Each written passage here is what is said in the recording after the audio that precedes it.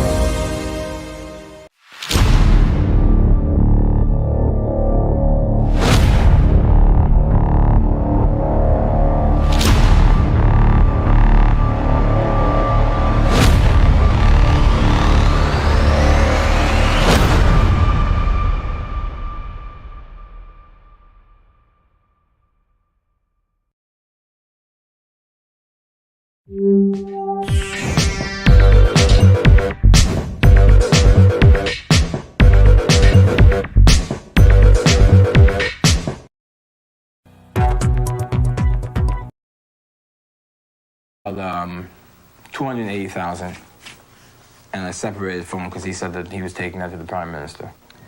Under Pinling and Bannister, the Bahamas have become the Cocaine Islands, a smuggler's paradise. Gorman Bannister says his father tipped off drug smugglers on the Bahamian island Norman's Key about planned police raids. And in 1982, Gorman Bannister says he accompanied his father to Colombia, where the two met with one of the world's biggest cocaine bosses, Carlos Later, who is now in jail in Georgia. My father and I, and Carlos, we walked across the land.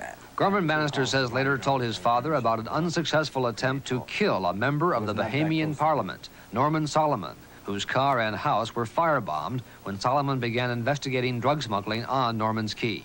Carlos told my father that he bombed Norman's car because Norman tried to depict his Colombian people as dogs and scoundrels. Solomon was not killed in that bombing. Unfortunately, from my father's point of view. What did your father say? My father said you should have killed him. On the streets of the Bahamas, there are now many young people who are addicted to cocaine. Gorman Bannister admits he's one of them. And that's one reason he's decided to go against his father and his father's friend, Prime Minister Pinling. I'm talking about Lyndon Pinling. I'm talking about my father and other people in the hierarchy, but that were below them. They are corrupt.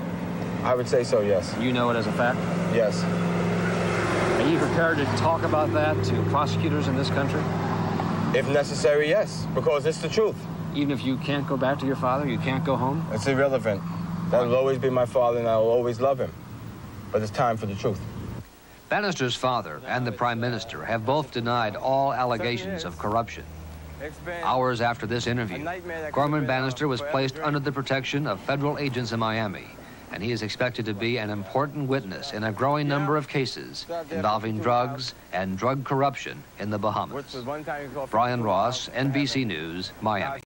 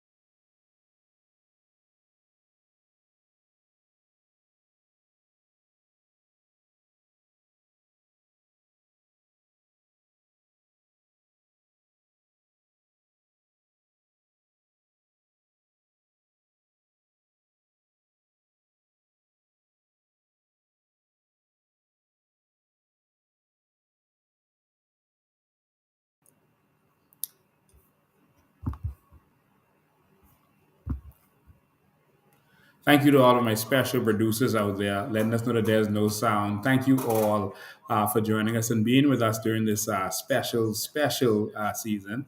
I will say that it's amazing that this year has just begun and it's already over, just like that.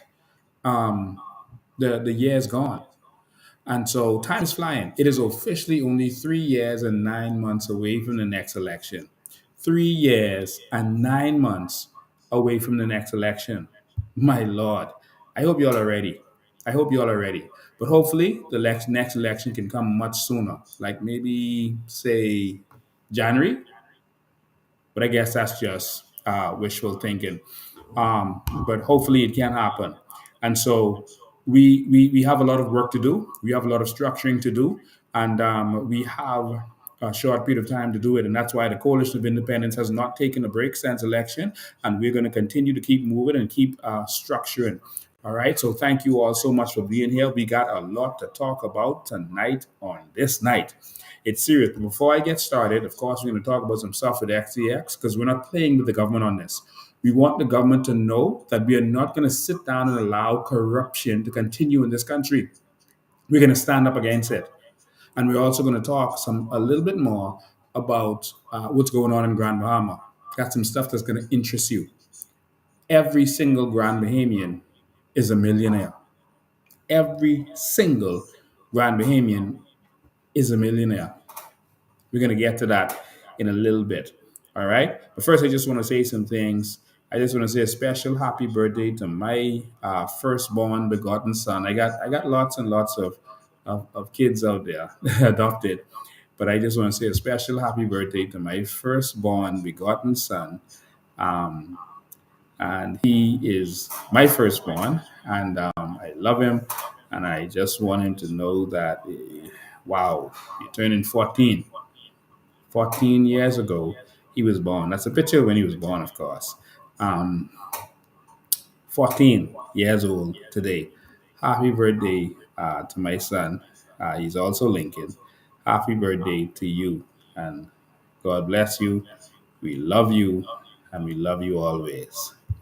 And so, my God, 14 years ago, I officially became a father. I also want to say congratulations to all of those persons who are now officially executives of the Grand Bahama branch of the Coalition of Independence.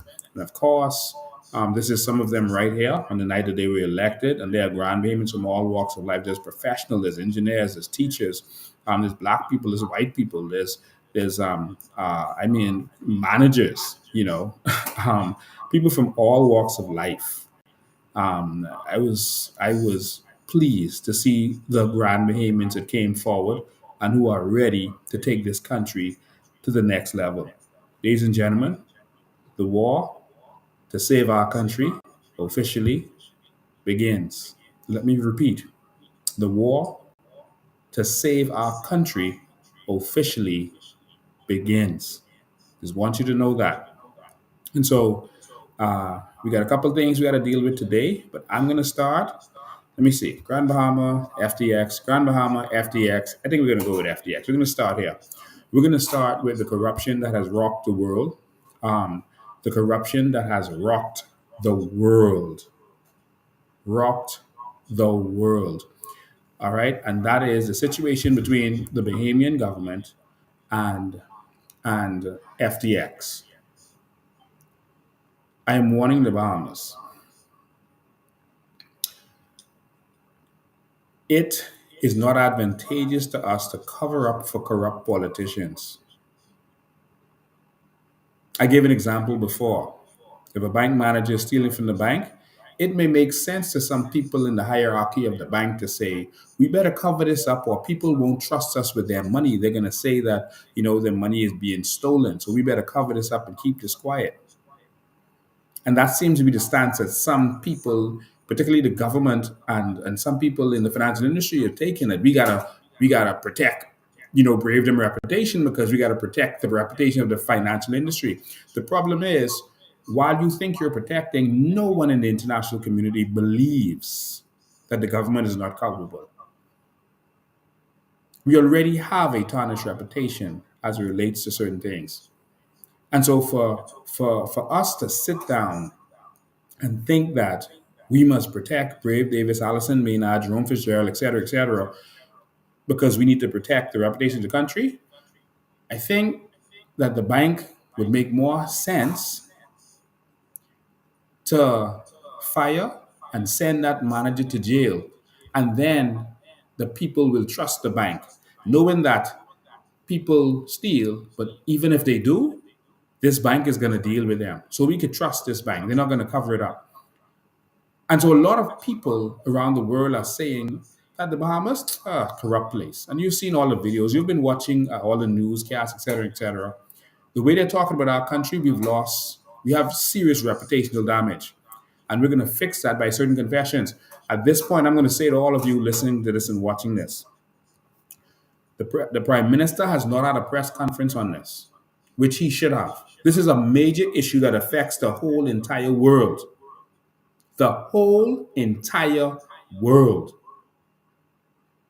And the Prime Minister has not had a press conference on this yet. He said some words in the House of Assembly where his words are protected. He has privilege. He can say something and you can't use it against him because he said it in the House of Assembly. That, to a lot of the international community, looks even more suspicious. They had a press conference, but they had Ryan Pinner speak and not be questioned. Ryan Pinda is not the prime minister. He's not the minister of finance responsible for this area. Ryan Pinda is the attorney general. He's not the prime minister, and he's not the minister of finance.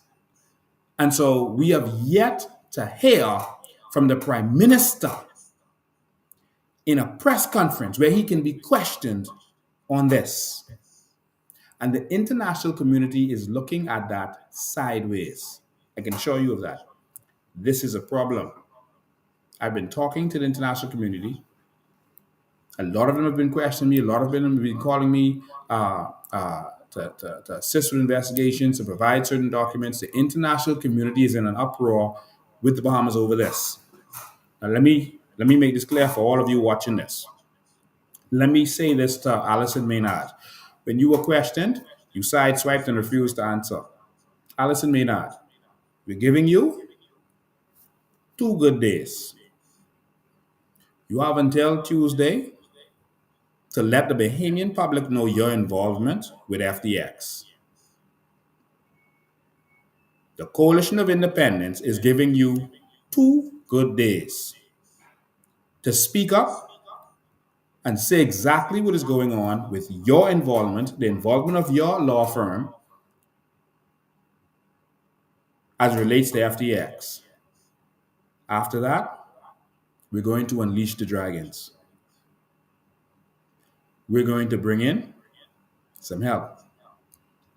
You've been warned. To the Prime Minister of this country, you have 2 good days. 2 good days to speak to the Bahamian people on this matter. This matter being before a bankruptcy court does not prevent you from speaking to this matter. That is not the truth. That is a lie. You can speak to this matter. It's being spoken about all over the world. How is it that you are afraid to speak about this?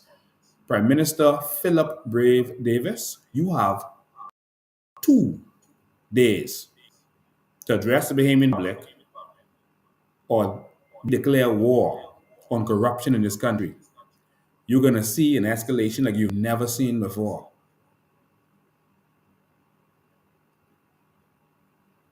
That's all I'm going to say about that. There are crypto millionaires who are angry with our country. Not because Sam Bankman-Fried did something, but because we as a country seem to be covering it up. We seem to have our heads in the sand. And so I repeat, to the Progressive Liberal Party, Philip Brave Davis, Alison Maynard Gibson, etc., et al. You have 2 good days. 2. That's all we're giving you. You have 2 days to come forward and tell the entire Bahamian public what's up. What's your involvement? Let me repeat. They are crypto billionaires who are ready for war. They are Bahamians who are ready for war. You see, since the UBP days, we've been embroiled in corruption. And we're going to get to that when we talk about Grand Bahama. The UBP gave away, Freeport under corruption. There was a commission of inquiry that showed that they did that. But guess what? Nothing happened because they're the government. What you going to do? Have your commission inquiry, find out what you want, and then go to hell. They don't care. And so they did corruption. They sold out the entire Freeport. They gave it away. And what y'all did? Nothing. The PLP took over, and what they did? Nothing. They didn't say, well, this was a corrupt deal. It shouldn't have happened. This is a disadvantage for the Bahamian people in the Bahamas. We're not going to allow it. They did nothing. They came in and continued it.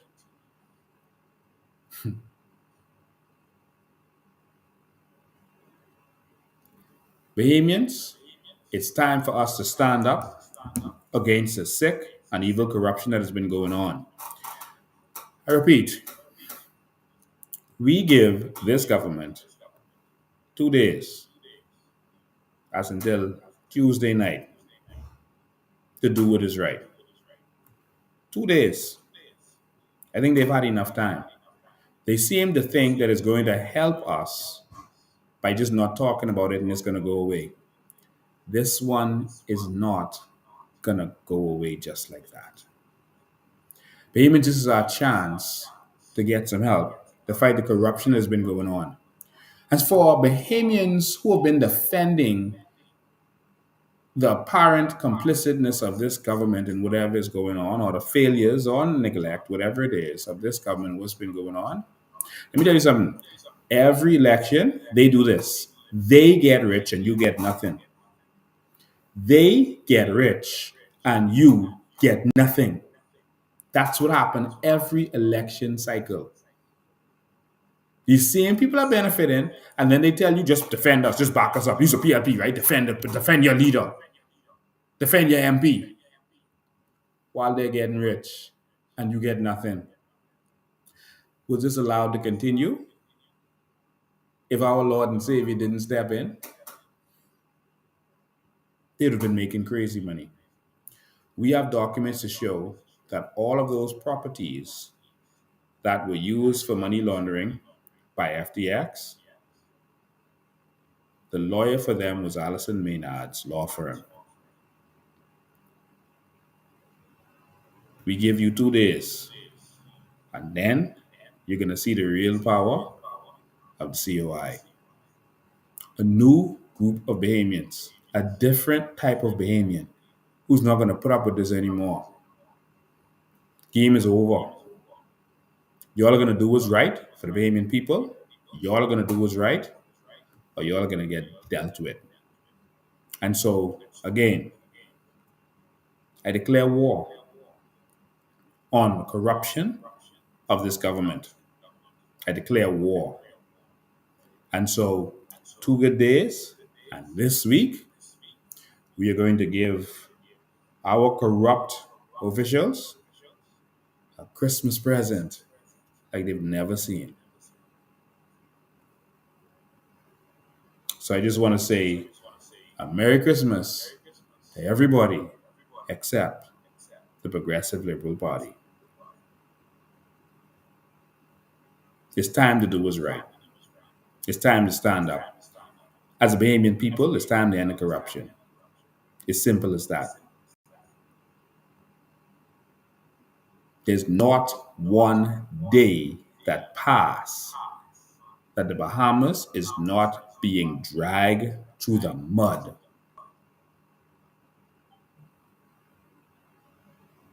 In the international community. Not one day. And so we're not going to have it. We're not going to have any more of it. We're not going to have any more of it. We're going to bring that change, and we're going to be that change. And so we have a responsibility. We have a responsibility because if it wasn't for us, we wouldn't have an opposition.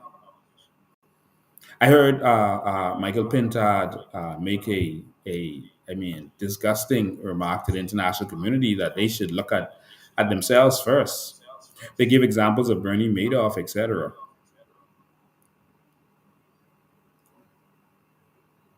They gave examples of people who did crimes without the assistance of political cronies.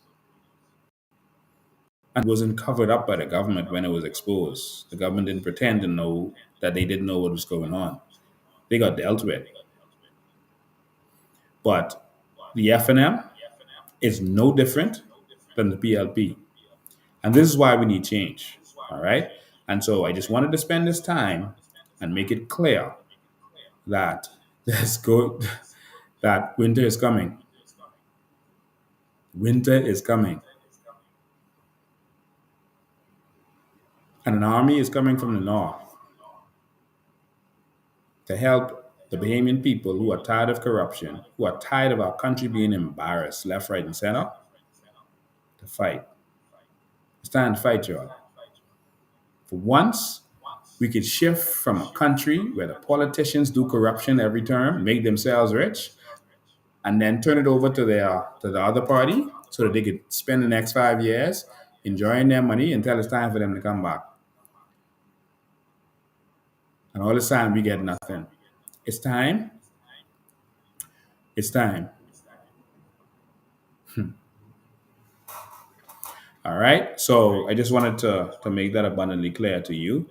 I also had an interesting anniversary. I think today. Yeah, today or yesterday. I had an interesting anniversary. Yeah, today. This has been just a few years ago. We held a business boot camp, and this is a picture from one of our boot camps where hundreds of Bahamians showed up, and we taught them about business. Many Bahamians went into business because of this boot camp. This is a boot camp that I put on a few years ago. We've had several boot camps. I've spent the last several years of my life trying to empower Bahamians. This is what I believe in, and this is what I do. Someone asks, what are you good at? What are you successful at? It's empowering other people. It's fighting for other people and empowering other people. It's teaching. We taught people and we taught them well. Persons enjoyed this boot camp. I don't know if any of you all on here was there. It was a masterful occasion. And so actually over 1,000 Bahamians attended this boot camp. It was 3 days, 3 separate weeks, and persons were uplifted, and we taught them. This is what it's all about. We have a lot of success stories. People like to talk about negative that they hear out there, but we're going to talk a lot about the good things that has been done. Now, just was an interesting anniversary we wanted y'all to hear about. So, ladies and gentlemen, y'all prepare, eh? If in 2 days the government doesn't do what they're supposed to do, David is coming for Goliath. And we're coming to cut Goliath's head off and feed him to the birds. We're coming to end corruption. All right? And have a country where Bahamians are empowered and Bahamians are put first. Someone says it's echoing. Let me see what I can do about that. I'm so sorry if you're getting an echo. Thank you so much for our online producer. Thank you so much for letting us know that there's an echo. All right, there you go. All right. So hopefully, once the United States authorities start investigating, it will expose the corruption so much that we can end the present corrupt regime and move on. All right. And so I see there's bragging going on about, they're saying that equipment has reached to Cat Island, and that Brave Davis is going to construct a building in Cat Island. Listen, Bahamas. Gone are the days when politicians should be bragging about building an airport. That's your job. That's like a maid bragging about washing the dishes. What kind of nonsense is that? We need to move on from that. They're saying that Brave is going to build an airport and he could pave some roads.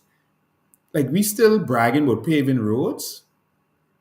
We still living in the 70s and 80s? My Lord. We need to move on from this nonsense.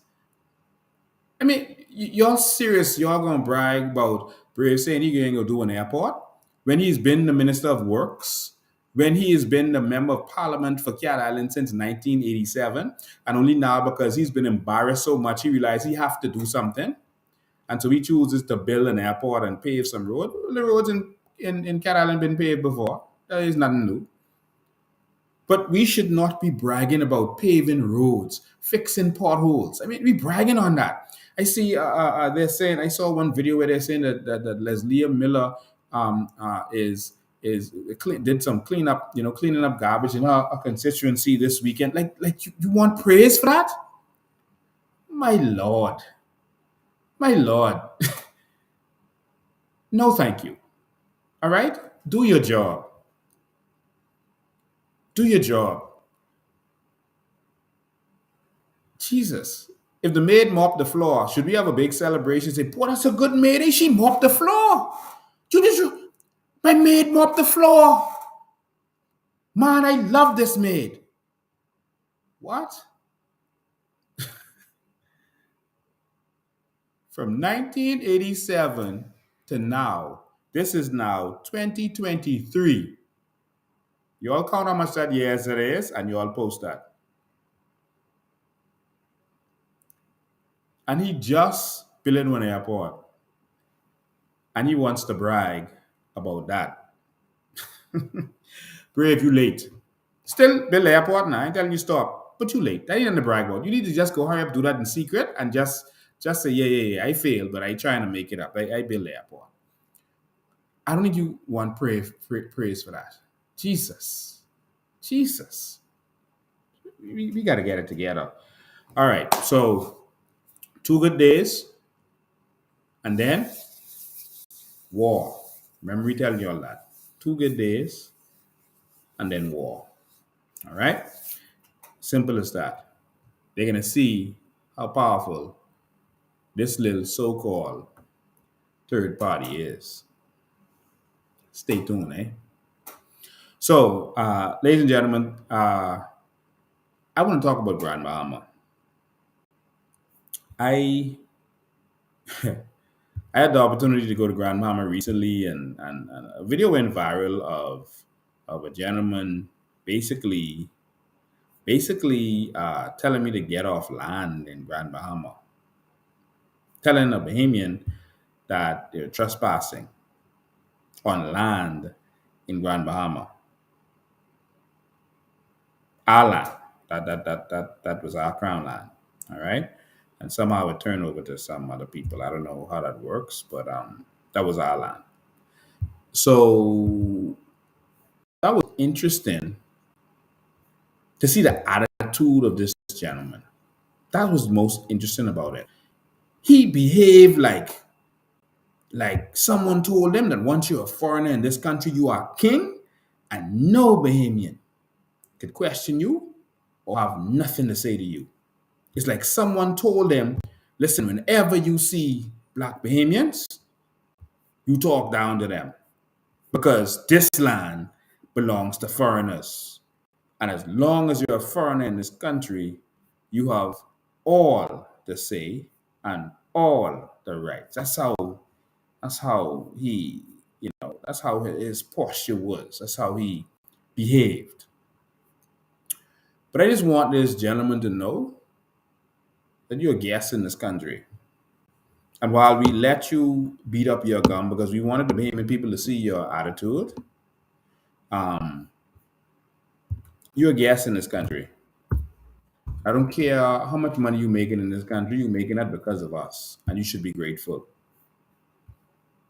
And we know that there's a lot to hide, a lot that y'all are hiding, because y'all are, billions are being made, not by you. I can tell them who you are in a minute. Not by you, but there's billions being made from our country. And we're tired of the disrespect in our country. You'll fix your business in a minute. But we're tired. And so what we're asking you to learn how to do is respect us. All right? You are a guest.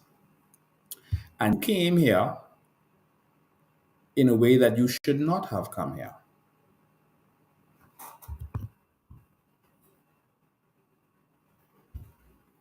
The gentleman you all saw in that video, his name is Jesse. Jesse came to this Bahamas. He came to this Bahamas as a worker. He came here some time ago, around 2006 or 2007, around there. He came here to work for a company, and he came here as a mechanic, as a maintenance man.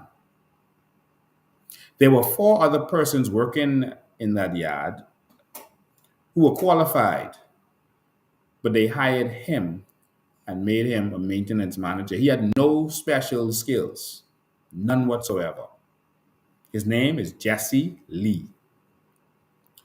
Everyone remember that. Jesse Lee. That's his name. Jesse Lee. And Jesse Lee came here as a maintenance manager, a job that Bahamians could do. He's from Texas originally. And he came here. And he decided, man, he loved this country so much that he ain't going back. And that's what a lot of them do. They come here and they love this country and they realize that because of maybe the color of their skin or where they're from, that they can be kings here. If they go back to their own country, they'll be a nobody.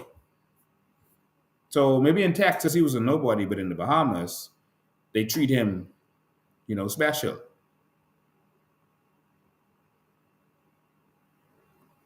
Jesse Lee. He didn't want to go back, and they're saying that he allegedly had some issues with immigration a couple of times, and immigration took him from the yard, at least one or two times.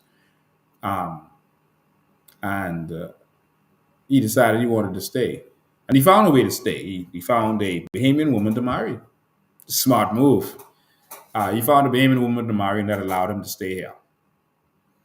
And he's been here ever since. Jesse Lee. I won't call the name of his spouse. She have nothing to do with this. But Jesse Lee came out and acted very, disrespectful. But I want you to know this is our land. I can tell you some history of this land in a minute. And I want y'all to pay good attention to what's going on in Grand Bahama. Every Grand Bahamian is a millionaire. That's documented.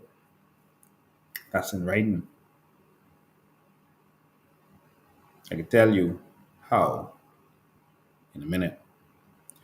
But Jesse Lee, behave. Respect Bahamians when you see them.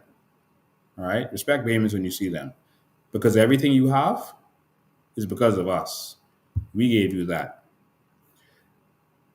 You have the opportunity to now live in this nice house, this big house, right on Vallejo Road. This nice house right here that you live in. You came here as a mechanic. And now you live in this nice, how big that house is.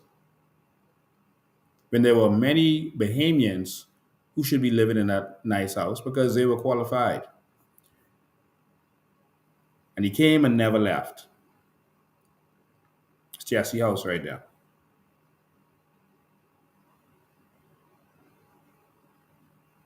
Lives in a nice mansion in Grand Bahama. And so, Jesse, you're welcome to share our country. You're welcome to share in our wealth. But just remember, this land is our land. This land was made for us. You are a guest here, Jesse. And so some people wonder exactly who I'm talking about. Let me just do a little screen share so you can see what I'm talking. In fact, let me play a little clip of the video so that y'all can see it. Let me put a clip on here for y'all. A clip of good old Jesse. All right? Because I want y'all to see how serious this is. Because I'm going to break some stuff down for y'all. Why? Because every resident of Freeport is a millionaire. Remember, I gave you this Christmas gift by telling you that every resident of Freeport is a millionaire. So let me just share a screen quickly, and y'all can see exactly who this Jesse is, because some people might not have watched it, even though it went viral. Let me see if I can get this up for you. Some people might not have watched it. Let me just play a little clip for y'all, of when we met Jesse. There's good old Jesse Lee in Grand Bahama. There he is.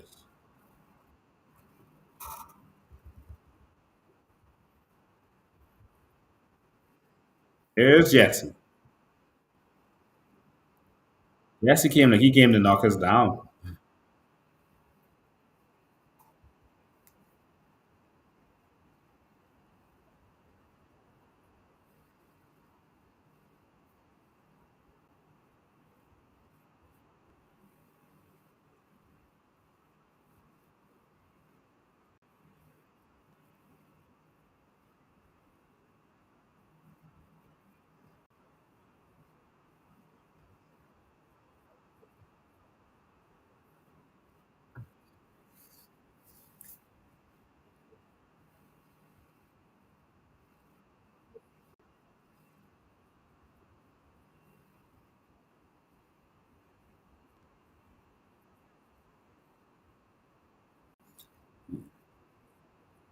Look at his hand on his kimber and his neck movement. I mean, he is digging in there. He is talking to these Negroes, and letting them know, you know, get off, protecting these billions.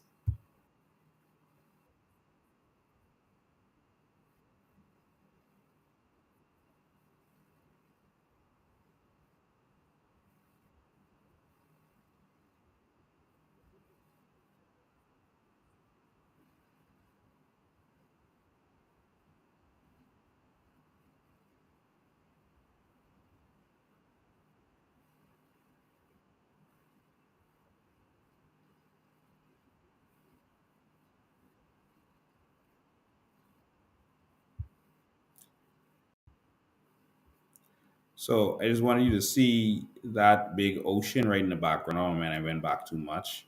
But there's a big ocean looking. I went too back too far. I wonder if I could get y'all to see it. Let me just play it so y'all could see it.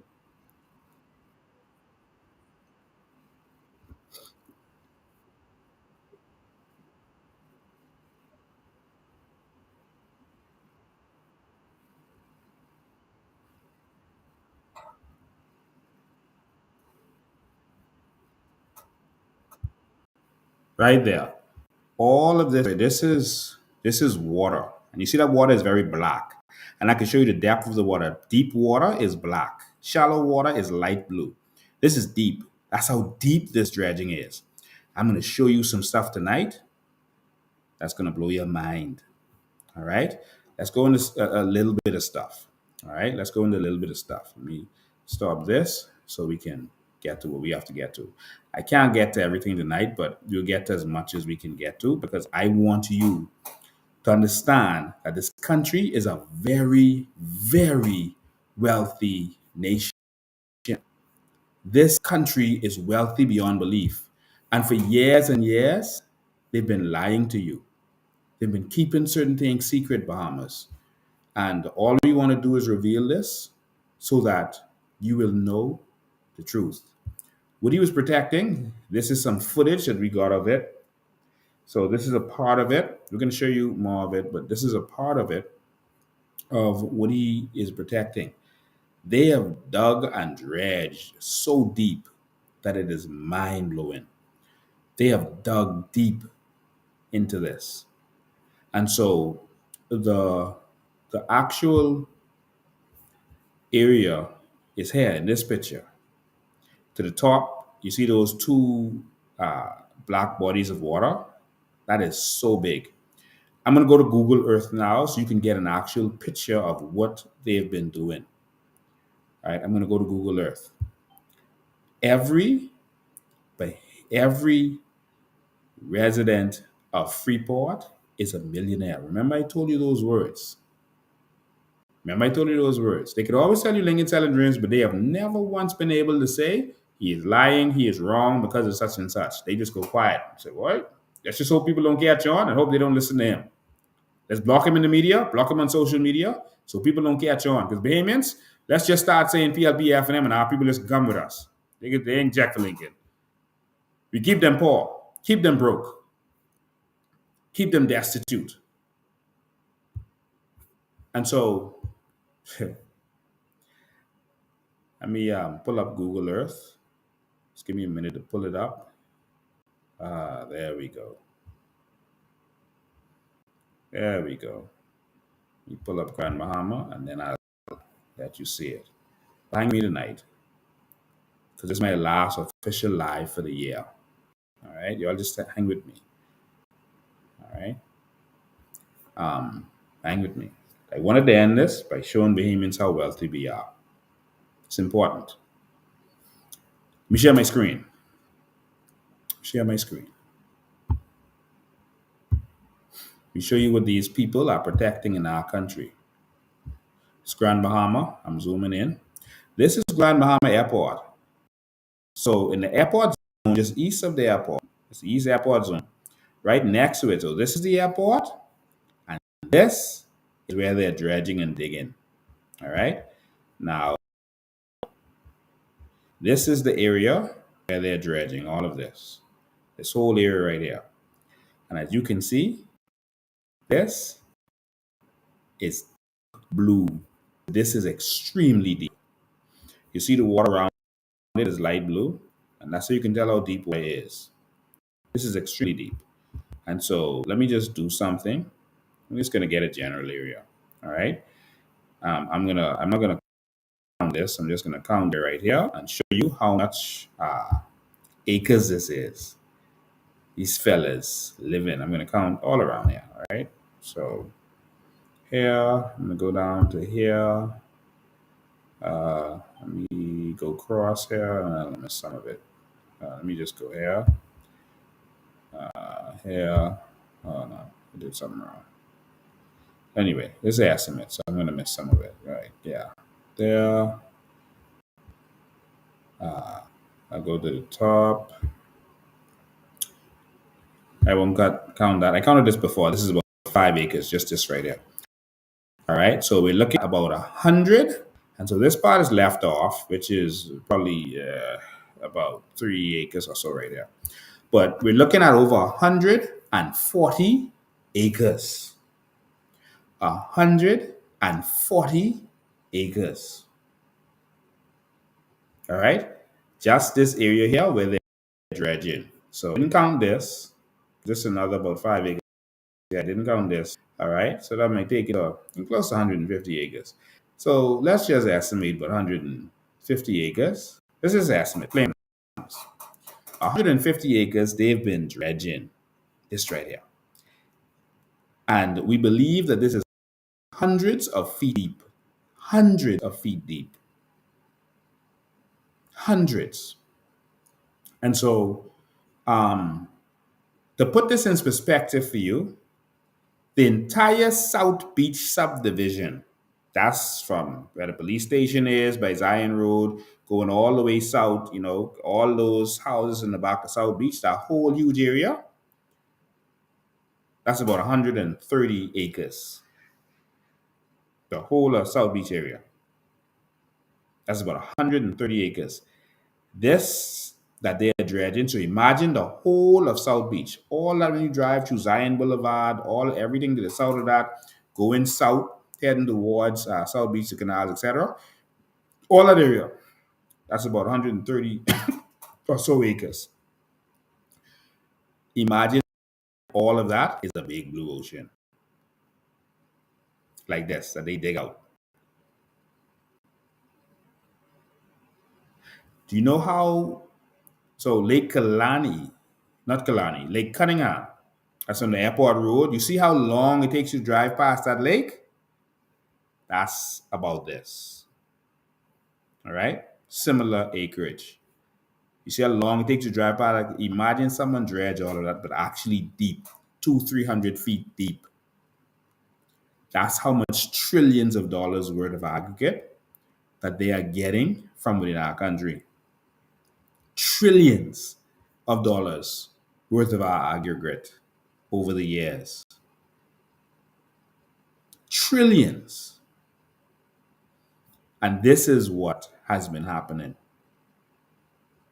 Trillions. This is deeper than what Bahama Rock is doing. This is deeper. And so trillions of dollars is being made. And guess how much, if you check all of the Bahamas budget over the years, guess how much we get? Nothing. And it shows how much we get for limestone. One year it's at $27. I was so proud.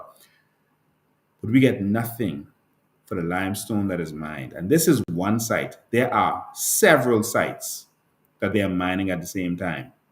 There are several sites that they're mining.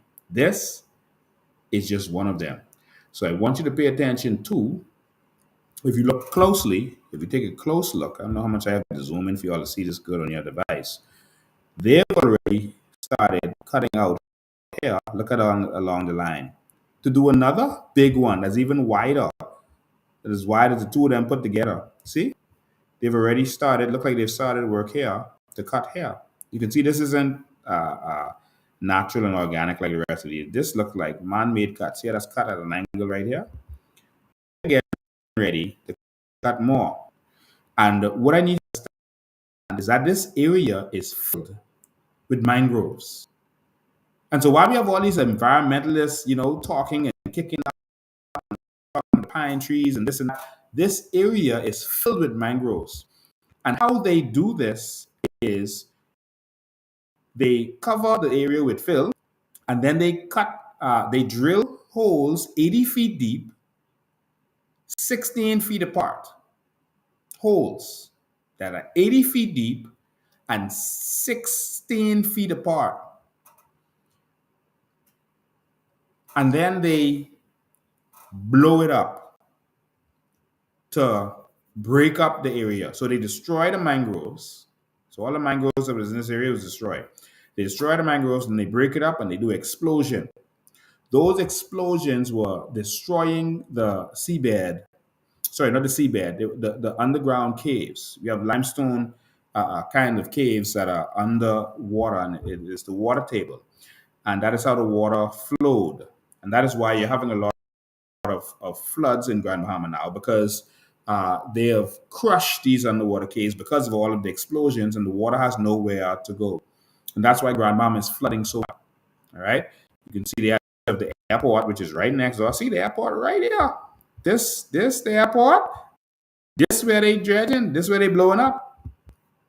And remember, the airport here floods badly. All right? And so there's other sites where they're also doing stuff. I wish I had more time to go into more of this, but there are other sites where they're doing more of these demonic stuff. And they're making billions of dollars. What do we get for it? Nothing. We've revealed to you that there was an agreement that was supposed to be carried out. But because of corruption, no one forced these people to go along with this agreement. Because of corruption. They were supposed to provide education free of charge, medical facilities free of charge. They were even supposed to do housing, electricity, certain things for government workers, pay all their salaries, etc., etc. There was things they were supposed to do. Do you know what else they were supposed to do that we didn't list? That's written there, right there. They were supposed to provide 7.5% of all of their profits. 7.5% of all of their profits to the government. Over the years, we have not seen where any of the profits have gone to the government of this country. We don't see anything anywhere, nothing in any budget where they say this is a line item, this is the money we get from Freeport because of money that was made because of activities going on in Freeport. 7.5%. What do we get? Nothing. The F&M knows about this. The PLP knows about this. What do we get? Nothing. The Hawksbill Creek Agreement also says that if the Port Authority fails to provide anything in its agreement, that they must pay damages to us. They're supposed to provide education. They didn't. They must pay damages. They're supposed to provide health care. They must pay damages.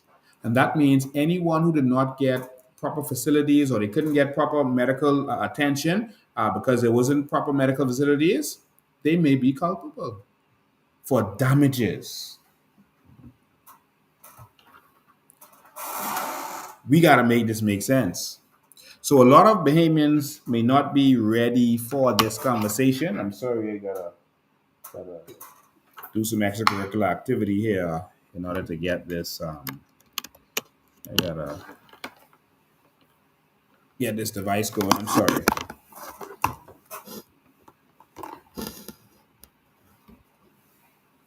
See if that works.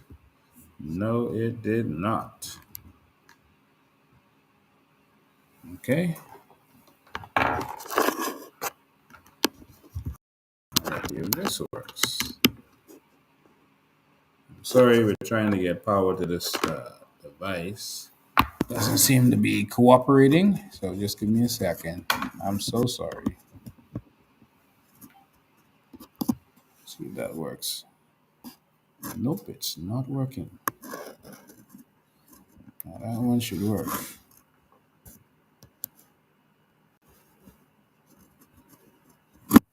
All right, I'm so sorry. We have to do a little switcheroo here. I'm so sorry. I want you to watch this video while I prepare this. While I prepare this device. This is a man that you may have forgotten. This is a very special man that you may have forgotten. I want you to hear from him one more time. All right? You heard when he was in the House of Assembly, beating up his government and saying what the Bahamians deserve, what we should get. This is just a reminder of this man that we've all forgotten. Member of Parliament for Golden Isles Vaughn Miller, meantime, says a so-called black gold rush is within reach of Bahamians. He was referring to the management of oil, granite, and aragonite, which are all resources he feels are not being maximized. Referring to the Sovereign Wealth Fund, Mr. Miller says he's concerned about a number of areas not yet tapped into. The prudent use of wealth generated from our national resources has the potential to provide the basis for sustainable economic growth and development. So some of the benefits of establishing a sovereign wealth fund includes the stabilization of revenue and the safeguarding of revenues for future generations by the creation of a separate vehicle by which the government can account for revenue receipts and utilization.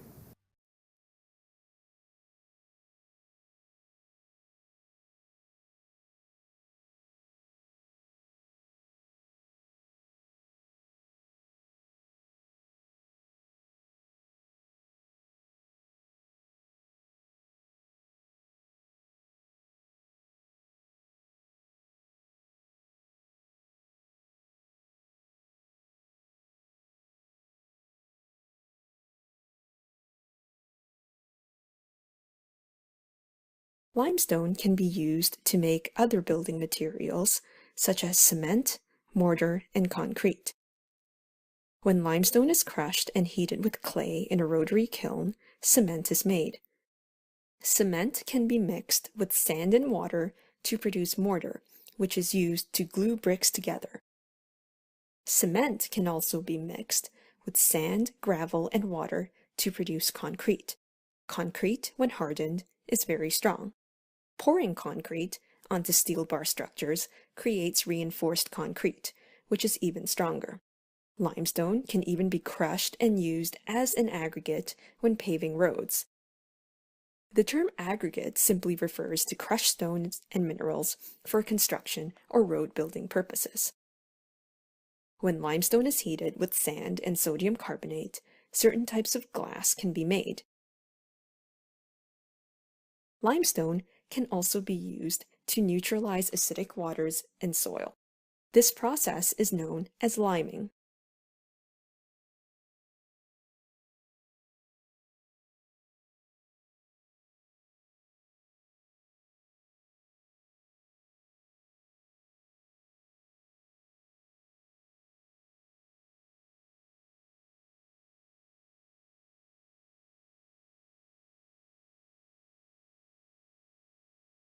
As limestone is white, it can be crushed into a powder and used in paints and toothpaste as a coloring agent.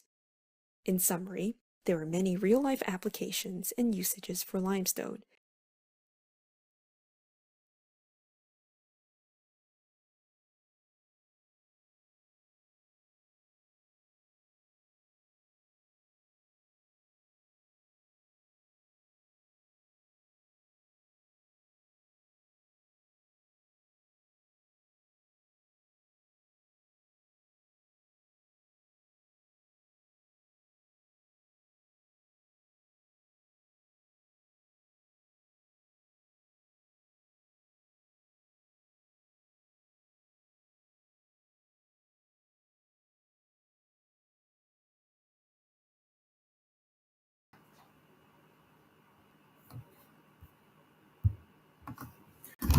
All right, I'm sorry. The video won't be as good as it was before. I humbly apologize for that.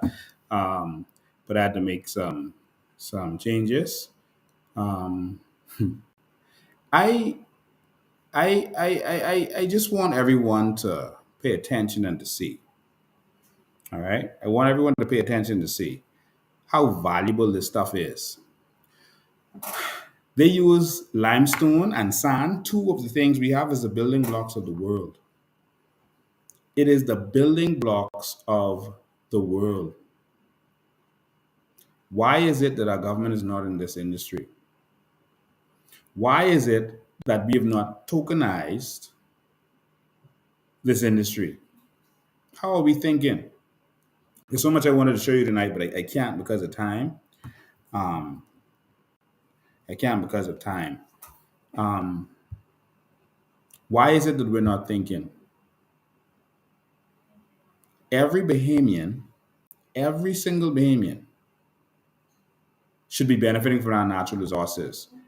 I don't know how else to say this, and I don't know how to make your friends and family catch on to this, but they have been dredging and dredging trillions of dollars worth of our natural resources. I'm going to do a Google Earth and show you what they've been doing over the years. We're going to go back to Google Earth and I'm going to show you Bahama Rock. I have a little clip from C. Alan Johnson when we were doing the investigations for our documentary that we did. I don't think we used this clip in the documentary, but when we were doing the research for our documentary, we spoke to C. Allen, Prescott Smith, other persons, and we included them in our documentary. This is a little clip from C. Allen Johnson where he showed the original intention, where he showed the suspicious behavior of these people. And they came here to dredge a harbor, but it turned into dredging a whole massive area. I want you to just pay attention and watch this little clip. Bahamians, we are billionaires. The company that Jesse Lee works for is Vulcan. It is the biggest company in the world as it relates to aggregate. Marriott Marietta, that is Bahama Rock, they're the second biggest in the world. Two of the biggest countries in the world are getting their material to provide to the world from us. Two of the biggest companies in the world, they're here. But we don't know the value of what we have, so we just let them take it free. Biggest companies in the world. And they've said that we have the best quality of this stuff. That only South Africa has some good stuff too, but it's not on par with us. And so does Mexico, but it's not on par with us. But we have the good stuff. Watch what C. Allen, this is a breakdown when we were doing our research before we release those documentaries. Watch this. This is the harbor right here. That's the harbor that they was originally hired to dredge. This little harbor, this is supposed to be the deep water harbor right here. And now they're way up here, all the way up to the top.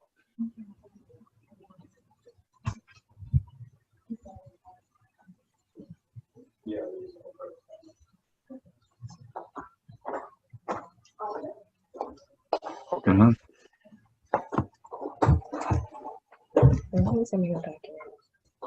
You see this? Okay, you see this plan right here, right? This is where, this is the container port where you see the container port right here, right in here. Oh, I'm pointing like y'all can see my finger. Let me get a bigger pointer. Okay, where's the pointer? Give me a hand, something. Okay, right here. Right in here, this is the container port right here.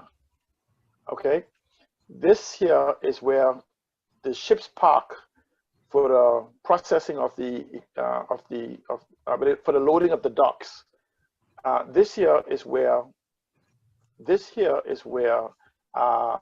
is the shipyard, and this is their part of their property where they're mining. If you look, this is, now I want you to pay attention, right? And this is the shocking part of it right here. And this is what a lot of people did not pay attention to when we were fighting this in 2004. When they introduced me to show this to me, right? I was acting as if I was interested in actually becoming one of the senior managers. I just came home and with mining. But if you notice that right in here, in this whole area right here, they already had that they were going here. There was no permission or no application made for them to be in this area. But here, when I asked him a question, I said, hey, how is it you're showing the Hawksbill Creek all wide open, and that's not part of your master plan? Here it is here. The original Hawksbill Creek agreement covered here, coming down. That's the original. It went here. It went here, straight across to here. That was the original road. They were never supposed to have dug up here. Never. Okay. So now you see, and so even for, if you look at all of this area here, in this area, right in here, this is an EIA, and this is where you have to question the credibility of our governments. How is it that they were making application, right? But these part here, with none of these at the time they make application existed. None of these openings existed. And here it is, like 12 years later, they give them consent. But you could see right here, they already had on their master plan what they were going to do. And this is where I was telling people back then, hey, pay attention, because they're not making applications. They're not making applications for here. What they're making applications, if you go back to the EIA, they were showing you in the EIA document. Let me see if I went back to that share. Yes. If you go back to the EIA document, they were making applications to come in this area right here. In this area right here, right? That's what they're making an application for. Yet, in their plan, they showed you how they was going to take all this other area that wasn't even on the plan that they were asking for permission for. So they were almost giving you foresight of what they were going to do. And that shows you for 12 years, they already knew that they were not going anywhere. There you go, right here. And so this is what they were making application for. Now, and so this is their original map. Let me see here, going further. Right? This is where they were making application to dig when we started fighting them. But if you look closely here, right? Do you notice where they were? This was the Freeport Harbor. You see where they're all the way up here now? Up where this red is? They're all in this area now.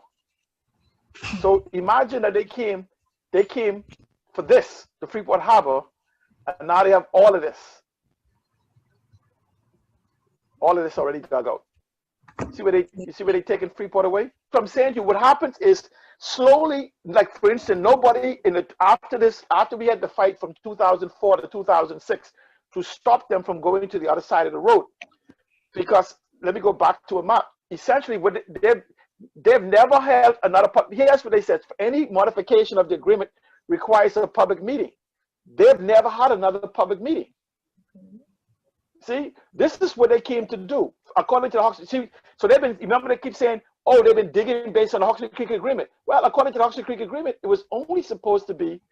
They only came for this part right here, right? Okay. But now, they look where they at. this is the only thing left of the island, you know, this piece right here. That's the only thing left on the island that connects the two half of the island. This little swatter line leading to 8 Mile Rock. This little swatter line right here leading to 8 Mile Rock. See how they done went? They done took, this is mangroves. So you could almost, when you look at what Bahama Rock already took, they went from this little area here they're supposed to do, right? Now, Bahama Rock then took almost the whole island, this whole half of the island, separated right here. When you look at what Bahama Rock have, this is the only thing that connects east to west, right here, this little road. Okay? That's the road the government built. Because Bahama Rock then took maybe a whole percentage of that whole section of that thing. They then separated the island. Here, this is 202, 204. I want you to look as each of these waterways type thing just start appearing. Okay. 206, 207, 8. That's still 8. That's 13. See how the water just here, these just fill up. These now, mind you, these are all backfill again. Because essentially what they do, hold on a second, let me just go through this first from the beginning. You keep going up. And so now I want you to notice, like right here, you see the Hawksbill Creek right here, and this is 213. This is understurf. You see how that's the Hawksbill Creek understurf. Deep hole right here. This hole here is now 80 feet deep. This right in here is 80 feet deep. If you notice that even right in 2013, you could barely see where the shipyard is. Let me move over here again. This is 2014. This is where the ships get repaired. This is where Caribbean, who was it? Carnival owns this port right here. And this is the shipyard right here. Mm-hmm. These are the lifts that take the cruise ships out of the boat. The only ones in this hemisphere that can lift cruise ships out of the water. Any major cruise ship and tankers totally floated out of the water. If you know the size of this ship right here, you can understand the size of that dock. So just imagine that this dock has to drop 60 feet or whatever into the water and then come back up to lift the boat out of the water. And 80 feet deep, billions of dollars of tons of aragonite. No one knows to the depth they have dug so far. No one can tell you. And so what they essentially want to do is leave this little sliver of road to connect east and west, because essentially they have their eyes on this also, the same area right here also. All the way through, because this here is the old cement plant this is their property also. This is where the ships come in here to load. This is, if you look closely, you'll see the conveyor belt that carries the dirt. And so they owns this. Now and see, because they bought the cement factory. Now here's the problem. All of this area here where they wanted to dig up in here, they also own. I want you to show where they own. They own all the way right along this property line, all the way here, going here to this pit right here. This is also a pit. This is where they used to get this is the mine. Just the top surface is the mine to get the calcium carbonate to put in the cement. And this is 2016.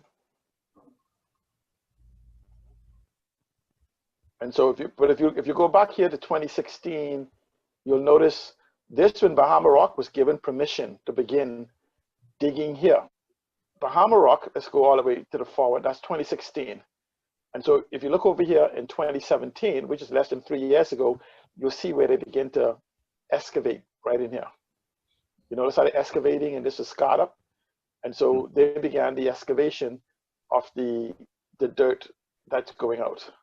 Again, you see right in here in the area where they begin to excavate. And you see that becomes more pronounced in 2018. And so, and this is where they just digging. They could very easily have 10 to 20 more years of digging to go. Don't mind that you're seeing the water, because it is in the water that stops them. It's the depth that they're allowing themselves to go to. They keep going deeper and deeper and deeper. So this one for 2019. And that's the bridge that they keep talking about that's always flooding right here. Okay. So, ladies and gentlemen, I just wanted to give you a clip of that. That shows you what's really been going on in the billions that is being made in this country. We have, so much more documents we have to show you. I don't know how much more though we have to show the Bahamian people for them to realize that, listen, we're being hoodwinked. We're getting nothing for this, and they're using politics to separate us. And so we have all of these documents. This is the document that Von Miller shared with the House of Assembly, where he showed what's really going on in this country. He showed some of the companies, but they didn't show that company, that hidden one that we had to go all through the bushes and in order to find. That isn't on this document. All right, they have the CSL Group, the Martin Marietta. This is Bahama Rocks, DuPont, all of this stuff. DuPont have the original documentation to show DuPont, et cetera, and all these people and how they got access to our lime and et cetera. We have the original documents that shows what they gave to them. Here, he's showing the value of this limestone that went out. $5.4 billion, might as well say $5.5 billion worth.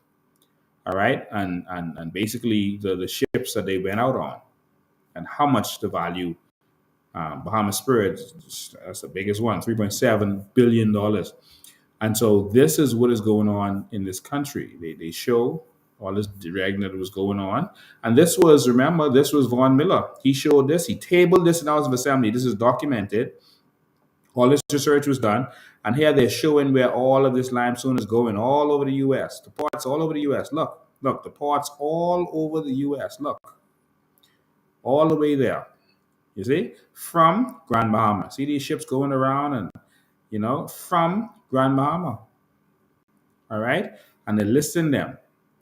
All right, Lake Charles, Louisiana, Pensacola, Florida, Tampa, Florida, Port Canaveral, all of these places. Our limestone is going. Billions of dollars worth. That's where our limestone is going. And they're showing the value of them. How much went to Lake Charles? 52 million worth went to Lake Charles. Mobile, Alabama got $383 million worth. And this is just the raw value. This isn't what they made from it when it got there. So they could have made 10 times that amount for it when it got there. Pensacola, Florida, 143 million, and all of these numbers are right here. All right, Tampa, Florida got $1.2 billion worth. All right, and so this is what we have been experiencing over the. Y'all gotta hold me. I gotta take a daddy break. All right, you want me to fix it? Okay, let me fix this. All right, here we go. Touch anyone. All right, sorry about that. I had to take a little break right there. But this is documentation that they have presented. And so the House of Parliament knows all of this information, and we have the full breakdown on everything that has been going on. We have the full breakdown on everything. All right. And there's so much more. Like I said, we have more documents that shows all of this. We have the original documents. And the truth of the matter is we are going to have to take our country back. The time for talk is over. And so I don't know what it is that y'all are going to do, but I can't take the talk anymore. And so I just wanted to be able to do this. I'm going to open the phone lines for a sec for those who want to call in and see what they have to say. I'm going to shoot a couple more of these documents that we have here. We have so many documents. It'll take us a very long time to go through all of them. A very long time. But and we spend most of our days reading documents, going through documents, talking to people, talking to professionals, locally, internationally. That is what we do, because we realize that our country is in trouble. Our country is in trouble. Yes? Yes. Let's go. You? Okay. You know what I mean? As you? Okay. Yeah, that's Polo. No. Nice shirt. Nice shirt. All right, ladies and gentlemen. So, the document they were talking about, that I was talking about here is this is the original document from the Grand Bahama Port Authority Limited to Bahama Chemicals Limited. This is the original. This is the original document, and there's all of the documentation. You can see who signed, and you can see who's allowed to partake and participate. We're gonna release a lot of these documents. I think we release them on our site, but we have to get these sites back up. You can see where certain companies were mentioned, and you go to the bottom of these documents. You're gonna see where these are the original documents. And no one has these. Signed by the man himself, Wallace Groves. All right, Wallace Groves, signed by Wallace Groves. That's his signature. All right, you see it? It was affixed by Wallace Groves, and there it is. All right, and so we have all of the original documents. You can't find this in the Bahamas because the truth of the matter is a lot of these deals were done overseas. If you look at the top of the document, United States of America, New York, New York, they scorched off New Providence, scorched off Bahama Islands, and this deal was literally done overseas. All right? And so you can get these documents if you have connection to the United States. Freedom of Information Act is there, but we don't have a Freedom of Information Act. And that's a big part of the problem that we have. All right? And so this is the document for. See which document this is for. This is a document for the rock license. This is the rock license, and then there was also a document that was for lime. It's a separate license for lime. All right, we should have time to go through all of this with you, but there's a lot of documents. This is the impact assessment document, and so we have. So we're gonna go through all of them. I'm gonna open the phone lines. Y'all gotta bear with me. Let me see it. Okay. So I'm going to open the phone lines for anyone who wants to call in. It's 803-5995. Call me on that number, 803-5995. 803-5995. All right. All right. Phone lines. Let's go to phone lines. Good afternoon. Good afternoon. You're live. How you doing, man? Pretty good in yourself. I am awesome. Excellent. How do we get these people out of our country until we have a proper agreement in place? What we need to do, they've been digging now since the 1950s. All right, and they're going to continue. It's because we have the corrupt PLP and FNM in place that this is being allowed to happen. Politicians get their pay under the table. That is what they get. They get their pay under the table. And while they're getting their pay under the table, they don't care what the government gets. They don't even collect what the government should collect. And so we just need to remove the PLP and FNM. Billions of dollars is actually being made. And so if Bahama Rock was making taking $5.4 billion worth, then what I showed you was Freeport Aggregate. They are probably taking the same amount or more. All right. And so that's more than 10 billion right there. All right. There are other companies doing the same thing. Billions of dollars is being made. The problem is we are getting nothing for it. Nothing. If the Bahamian people need to know if they're not paying above the table to the Bahamas government, they're probably paying under the table, and it's probably in a trust fund in St. Kitts or one of the lesser Antilles. And it won't be in a politician's name, but they probably will be on the document as the president of that money. How do we track that down? They trust me, we have already tracked down a lot of it. We just need to get in power to make it effective. We were ready for them on day one. We've already tracked down a lot of it. I've shown where we've shown companies in England, Switzerland, etc. I've shown some on some of my lives where we've already started tracking down some of this. We can do this. We're gonna also, in addition to the research that we've done, we're gonna also bring in the FBI to assist. The same way the DEA assists our DEU with drug enforcement in this country, we're gonna bring in the FBI, etc., to assist with forensic audits, etc., to deal with corruption that is going on in this country. And so we've already tracked down a lot of it, and we are going to get this right. But we have to get rid of these corrupt governments. They're going to fight us. They're going to, destroy our character. They're going to fight us. They're going to threaten us. They're going to do everything in the world. But all we got to do is stand up as a people and let them see that we are tired. That's it. The only solution is to remove the PLP and the FNM. At this point, we have nothing to lose. Mr. Bain, I am out there campaigning for you in the food stores. I think that's you talk to that lady who said she was going to call you in Super Value on Mackey Street. Yes, I did speak to her. Thank you. Excellent. You're welcome. The Bahamian public, please, just try to campaign for you. You're telling your friends and family and co-workers you're doing a good job. But just try for 30 seconds of the day. Campaign to a stranger. Just wait for the right moment. Practice with the guy on the light. When he comes to ask you for $1, give it to him, but also ask him to please vote for Lincoln Bain so he can benefit from the carbon credits where he don't have to be hustling on the light. And then you will get something as well from Lincoln Bain being power. Thank you, Mr. Bain, for everything. Thank you for your call, man. And take another caller.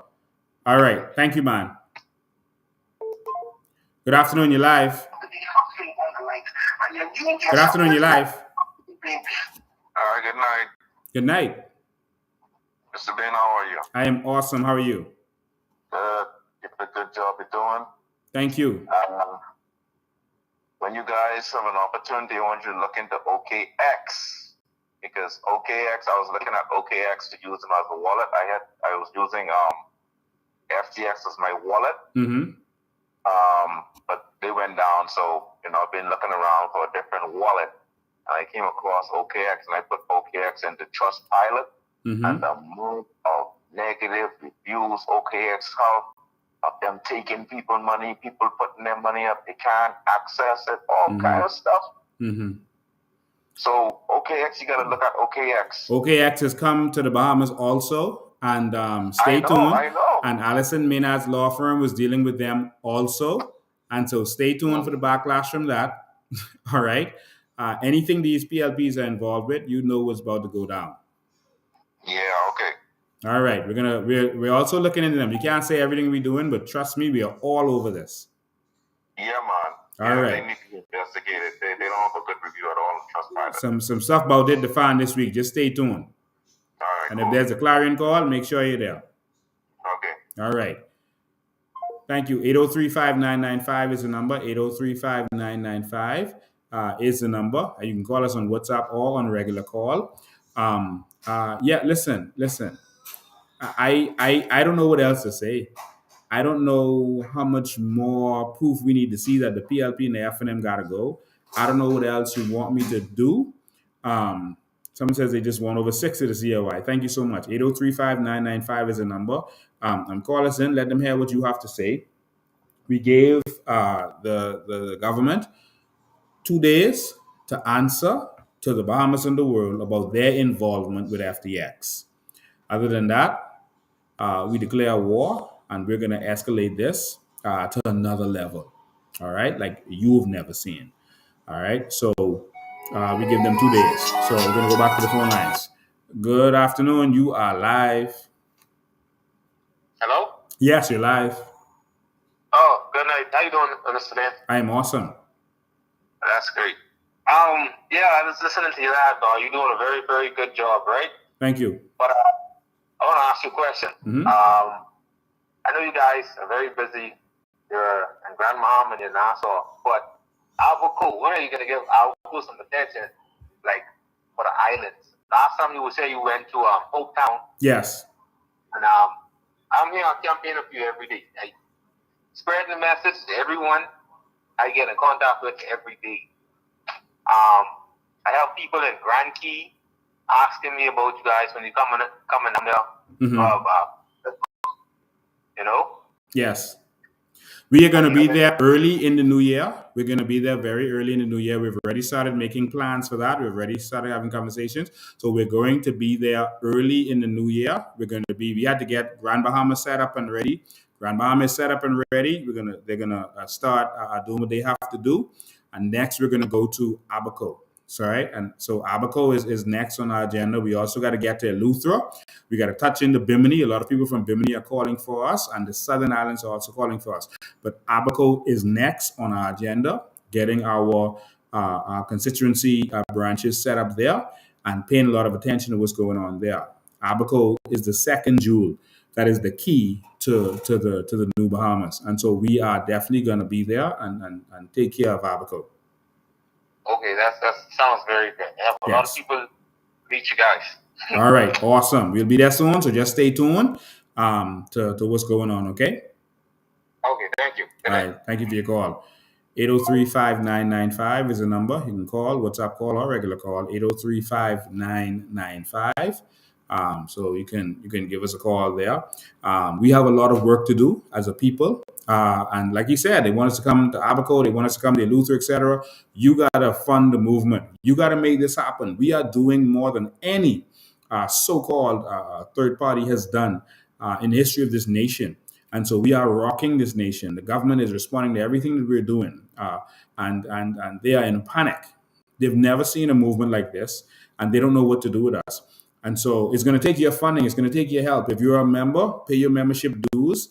If you want to support us, support us. We've now set up our links and branches and teams in the United States, in Canada, etc. International team. If you have family that are in the US, etc., that want to help with certain things, you can reach out to our office number, 804-4264, and you can have them added to that WhatsApp group. We have people all over the world willing to work. This is happening, y'all. A serious momentum is happening. And as you can see, before election, we were traveling, touching all of the islands. We were operating on the same level as the bigger parties. And then after election, we haven't stopped. And so we're going to continue. But we need your help to do that.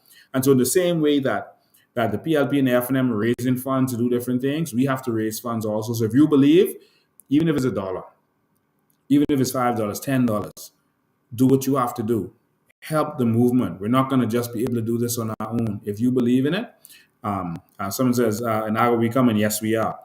If you believe in the movement, you got to help. All right. So that's the only way it's going to get done. So we have a GoFundMe if you want to assist there, or you can go to our website and just scroll down, excuse me, and you're going to see where you can donate. You can donate directly or to GoFundMe, however you want to do it. Or you can come to our office. We have volunteers who are there working on a daily basis from 11 to 4, I think it is, where you can come and deal with us right up front. This is going to happen if you all make this happen. 803-5995, 803-5995. So we just wanted you to be aware that we are demanding the government deal with this FTX situation, and we're demanding that we have some solutions in Grand Bahama. So people always ask for solutions, and I always give solutions. Grand Bahama can be fixed, and can be fixed very easily. There's a few options. There's a few options, and one of them includes taxing any activities. So some people might say, oh, they already have certain agreements, and agreements is in place. You can tax any agreement. Any agreement can be taxed. You can create a new tax. And so if there was a agreement as it relates to taxation in the Grand Bahama Port Authority, there could be a new tax that could be introduced. Don't they do it to us all the time? And so Norway, for example, they get 50-50 when it comes to the oil that is produced in their country. But they also tax it for another sum that's up to, in some instances, up to 95%. And they kind of do it where it ranges from 87 to 95%. They use taxes to get the rest of it. So the companies get maybe 5 to 10%, But Norway gets the bulk of the money that comes from their natural resource of oil. Okay? And so you're allowed to do that. Norway also went into competition with them. All right? We need a real government that's not going to be corrupt, not going to sell out for some lunch money, etc. We need a real government that's going to get this done. People with real vision. That's what we need. We need people who are willing to stand up, who are not going to take bribes, who are going to make this happen. And so this is a chance. It's open up. The line is open. You might have family members that had a question that you could not have answered. Call me. All right. I'm going to look at some of your texts in a minute because I normally neglect those texts. But call me if you have friends or family members that may have had a question that you might have not have understood, that you didn't know how to answer the question. Just call me. That's your chance to call. That's why we do this every week. Or you can post your questions. So let me look at some of your texts.